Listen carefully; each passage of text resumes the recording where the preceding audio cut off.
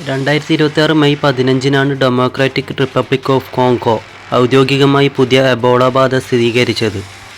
Hello friends, എന്താണ് ഇപ്പോൾ ലോകത്തിൽ മൊത്തത്തിലായിട്ട് ഇപ്പോൾ എല്ലാവരും ആശങ്കയിലാണ്. പുതിയൊരു എബോള ബാധ സ്ഥിരീകരിച്ചിട്ടുണ്ടല്ലോ, ആഫ്രിക്കയിൽ നിന്നും തുടങ്ങിയതാണിത്. 2026 മെയ് മാസത്തിലാണ് ആഫ്രിക്കയിൽ വീണ്ടും ഒരു പുതിയ എബോള ബാധ സ്ഥിരീകരിച്ചത്.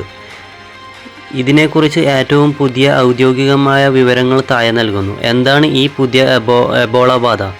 2026 May 15 democratic Republic of Congo ഔദ്യോഗികമായി പുതിയ എബോള ബാധ സ്ഥിരീകരിച്ചത്.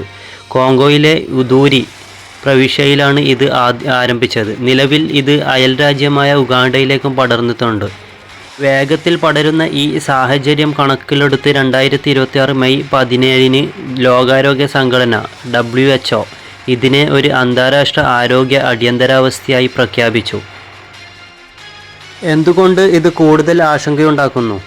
ഈ പുതിയ രോഗബാധയ്ക്ക് കാരണം എബോളയുടെ വളരെ അപൂർവമായ ബിന്ദുബുഗ്യോ വൈറസ് എന്ന വകഭേദമാണ്. പ്രധാന പ്രശ്നം, നിലവിൽ ലോകത്തിൽ ലഭ്യമായ എബോള വാക്സിനുകളും മരുന്നുകളും സയർ എന്ന വകഭേദത്തിന് എതിരെ ഉള്ളതാണ്. എന്നാൽ ഇപ്പോൾ പടരുന്ന ഈ ബിന്ദുബുഗ്യോ വൈറസ് വകഭേദത്തിന് എതിരെ നിലവിൽ അംഗീകരിക്കപ്പെട്ട വാക്സിനുകളോ പ്രത്യേക ചികിത്സകളോ ലഭ്യമല്ല. 2026 ഇതുവരെ എത്ര പേർ മരണപ്പെട്ടു? വളരെ വേഗത്തിലാണ് ഈ വൈറസ് പടരുന്നത്. ലഭ്യമായ ഏറ്റവും പുതിയ കണക്കുകൾ പ്രകാരം 2026 മെയ് അവസാന വാരം ആകെ റിപ്പോർട്ട് ചെയ്ത സംശയാത്മകമായ കേസുകൾ 1000-ലധികം. ഇതുവരെ സ്ഥിരീകരിച്ച മരണം 230-ലധികം.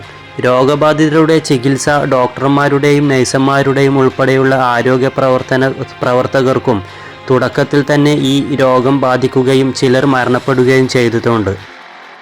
രോഗം ബാധിച്ച ഒരാളുടെ ശവസംസ്കാര ചടങ്ങിൽ പങ്കെടുത്തതിലൂടെയാണ് സാധാരണക്കാരിലേക്ക് ഇത് വലിയ തോതിൽ പടർന്നത്.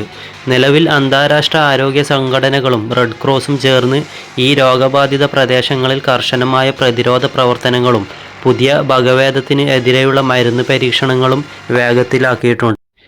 രോഗം പകരുന്നത് എങ്ങനെ? മൃഗങ്ങളിൽ നിന്ന് മനുഷ്യരിലേക്ക്. എബോള വൈറസ് ബാധിച്ച വവ്വാലുകൾ, കുരങ്ങുകൾ എന്നിവയുടെ സ്രവങ്ങളുമായോ മാംസവുമായോ നേരിട്ട് സമ്പർക്കമുണ്ടാകുമ്പോൾ മനുഷ്യരിൽ നിന്ന് മനുഷ്യരിലേക്ക്. രോഗബാധിതരായ ഒരു മനുഷ്യരുടെ രക്തം, ഉമിനീർ, വിയർപ്പ്, ഛർദി, മറ്റ് ശരീരസ്രവങ്ങൾ എന്നിവയുമായി നേരിട്ട് സമ്പർക്കം പുലർത്തുന്നതിലൂടെ.